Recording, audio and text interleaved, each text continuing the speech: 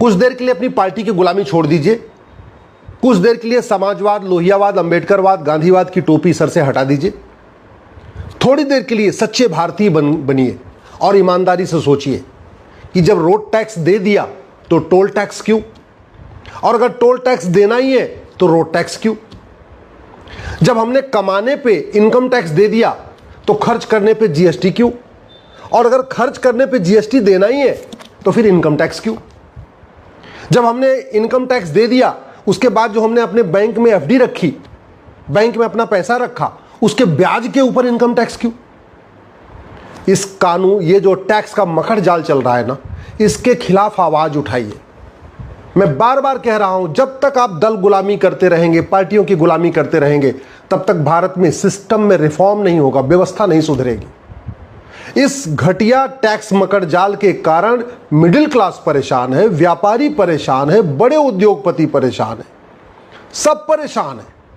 लूट हो रही है, भ्रष्टाचार हो रहा है, लेकिन यह सिस्टम नहीं बदला जा रहा है। अगर सरकार चाहे, अगर समाज चाहे, अगर सब लोग मिलकर आवाज उठाए, तो भारत में सारे टैक्स खत्म करके वन नेशन वन टैक्स लागू हो सकता है। जरूरत ही नहीं, ना इनकम टैक्स की जरूरत है, ना टोल टैक्स की जरूरत है, ना रोड टैक्स की जरूरत है, ना वैट की जरूरत है, ना टीडीएस की जरूरत है, ना इनकम टैक्स डिपार्टमेंट की जरूरत है, क्योंकि नॉन प्रोडक्टिव डिपार्टमेंट है। ये तो केवल पैसा वसूलता है और इस इनकम टैक्स डिपार्टमेंट के ऊपर हजारों करोड़ रुपए खर्च हो जाते हैं। न जीएसटी डिपार्टमेंट की जरूरत है, क्योंकि ये भी नॉन प्रोडक्टिव डिपार्टमेंट है, इसका जीडीपी में कोई योगदान नहीं है, केवल पैसा इकट्ठा करता है। और सरकार को मैं कह रहा हूं, जिसमें वन नेशन वन टैक्स की बात कर रहा हूं, सरकार की इनकम दुगनी हो जाएगी और जनता का टेंशन खत्म हो जाएगा। लेकिन इसके लिए सबको मिलकर आवाज उठाना पड़ेगा। आज सारा ऐसा टैक्स का मकर जाल बना हुआ है कि हर व्यक्ति टैक्स दे रहा है। मैं उदाहरण देता हूं, जैसे मान लीजिए आप मेरे पास आए, आप डॉक्टर हैं या अध्यापक हैं या कुछ भी हैं, मान लीजिए आप बिजनेसमैन हैं, आपने अपनी कमाई पे इनकम टैक्स दे दिया। अब आप मेरे पास आए, आपने मुझे फीस दिया, आप ऑलरेडी इनकम टैक्स दे चुके हैं। इसके बावजूद उस पैसे को जब आप हमें देंगे तो हमें भी इनकम टैक्स देना पड़ेगा। चलो हमने भी दे दिया, अब हमने जाके डॉक्टर को दिखाया, तो डॉक्टर को हमने जो पैसा दिया, ऑलरेडी आपने इनकम टैक्स दे दिया था, मैंने इनकम टैक्स दे दिया था, इसके बाद हमने डॉक्टर को फीस दिया, अब डॉक्टर को भी इनकम टैक्स देना पड़ेगा। मैं किसी स्कूल में जाके बच्चों को पढ़ाऊंगा या बच्चों को कहीं ट्यूशन लेते हैं या कुछ स्कूल में पढ़ते हैं, वहां भी इनकम टैक्स लगेगा। अब मैं कुछ कपड़ा खरीदूंगा तो मुझे जीएसटी भी देना है। ऑलरेडी आपने इनकम टैक्स दिया, आप वो पैसा आपने मुझे दिया, मैंने इनकम टैक्स दे दिया। इसके बाद मैं गाड़ी खरीदूंगा तो भी मुझे टैक्स देना है। अगर मैं कुछ भी आटा खरीदता हूं, चावल खरीदता हूं, दाल खरीदता हूं, तो भी मुझे टैक्स देना है।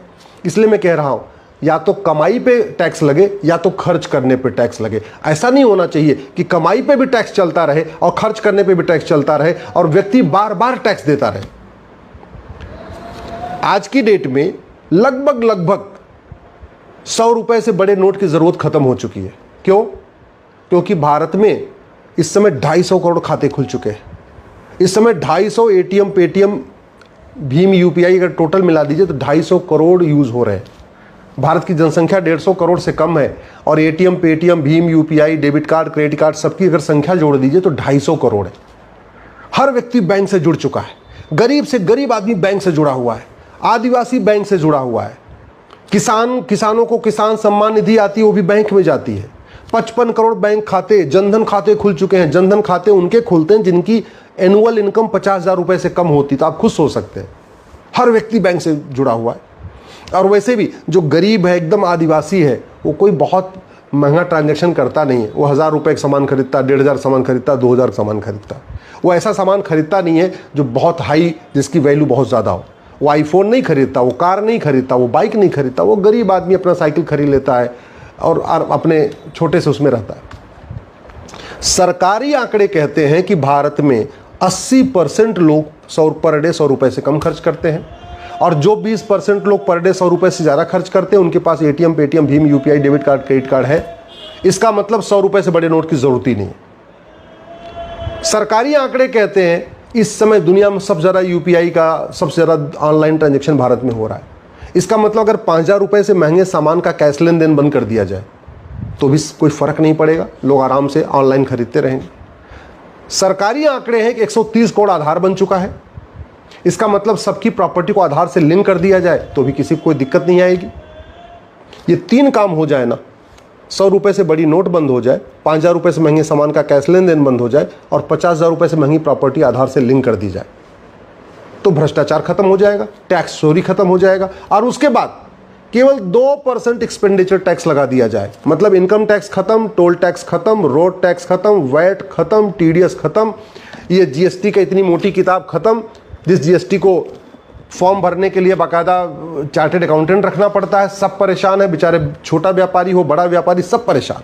वो जीएसटी भी खत्म, कोई जरूरत नहीं। केवल एक टैक्स लगा के रखिए आप, कस्टम एक्साइज रखिए। जो बाहर से इंपोर्ट सामान हो रहा है, एक्सपोर्ट सामान हो रहा है, उस पर जो टैक्स लगाना हो सरकार रखे। लेकिन भारत के आंतरिक इंटरनल जितने भी टैक्स हैं सारे टैक्स खत्म, और सरकार 2% बैंकिंग ट्रांजैक्शन टैक्स लेता रहे कि भाई 4,999 रुपए तक तो आपको कैश में लेन देन कर सकते हैं। जैसे कोई सामान की वैल्यू 5,000 होगी, जिसकी भी एमआरपी 5,000 से ज़्यादा होगी, वो आप अब ऑनलाइन नहीं खरीद, वो कैश में नहीं खरीद सकते, आपको बाकायदा बैंकिंग ट्रांजैक्शन करना पड़ेगा। एटीएम, पेटीएम, भीम, UPI, debit card, credit card से लेना पड़ेगा।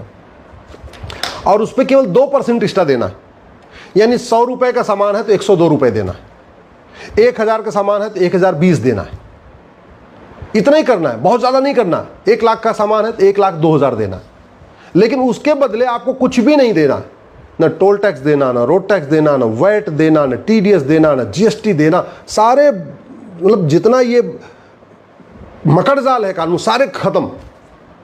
आम जनता भी खुश और सरकार की आय डबल, दुगुनी आय। मैं कह रहा हूं सरकार इस सिस्टम को लागू करके पायलट बेसिस पे एक बार देख ले।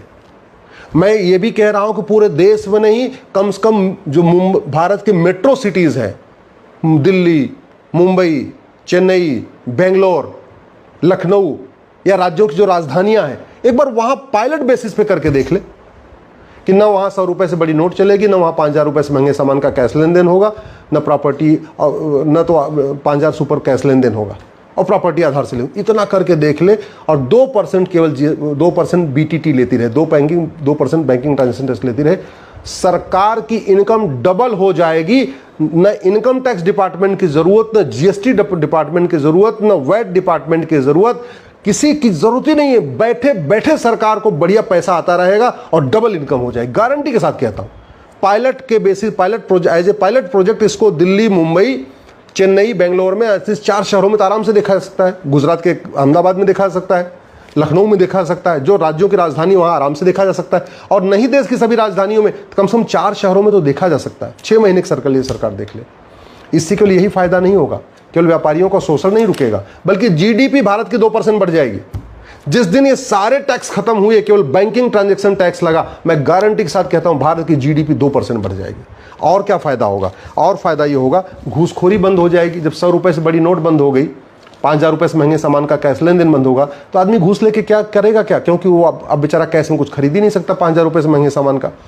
इस वन नेशन वन टैक्स से घूसखोरी खत्म होगी, कमीशन खोरी खत्म होगी, सूद खोरी खत्म होगी, मुफ्त खोरी खत्म होगी, जमाखोरी खत्म होगी, मिलावट खोरी खत्म होगी, कालाबाजारी खत्म होगी, मुनाफाखोरी खत्म होगी। इस वन नेशन वन टैक्स से गौ तस्करी बंद हो जाएगी। गाय तस्करी का पूरा कारोबार वो कैश में होता है, काला धन हवाला के जरिए होता है। 100 रुपए से बड़ी नोट बंद हुई, 5,000 रुपए से महंगा सामान का कैश लेन देन बंद हुआ, प्रॉपर्टी आधार से लिंक हो गई, उसके बाद ये खत्म हो जाएगा आराम से। इस वन नेशन वन टैक्स से ड्रग का कारोबार बंद हो जाएगा, जिसके कारण हमारी यंग जनरेशन बर्बाद हो रही, नशा तस्करी बंद हो जाएगी। वन नेशन वन टैक्स से गोल्ड स्मगलिंग बंद हो जाएगी। वन नेशन वन टैक्स से ह्यूमन ट्रैफिकिंग बंद हो जाएगी, जो ये बच्चों का अपहरण होता है, उनको बेचा खरीदा जाता है। वन नेशन वन टैक्स से हथियारों का कारोबार खत्म हो जाएगा। वन नेशन वन टैक्स से जासूसी बंद हो जाएगी, क्योंकि जासूसों की फंडिंग भी कैश में होती है, काला धन हवाला के जरिए होती है। वन नेशन वन टैक्स से झपटमारी बंद हो जाएगी। वन नेशन वन टैक्स से जातिवाद, भाषावाद, क्षेत्रवाद, पंथवाद बंद हो जाएगा, क्योंकि जाति, भाषा, क्षेत्र, पंथ का जहर ये जो पार्षद, प्रधान, सांसद, विधायक घोलते हैं, वो पैसे के लिए घोलते हैं। उनको फंडिंग आती है या उनको सत्ता चाहिए, भ्रष्टाचार। वन नेशन वन टैक्स से भ्रष्टाचार खत्म हो जाएगा, फिर ये जातिवाद, भाषावाद, क्षेत्र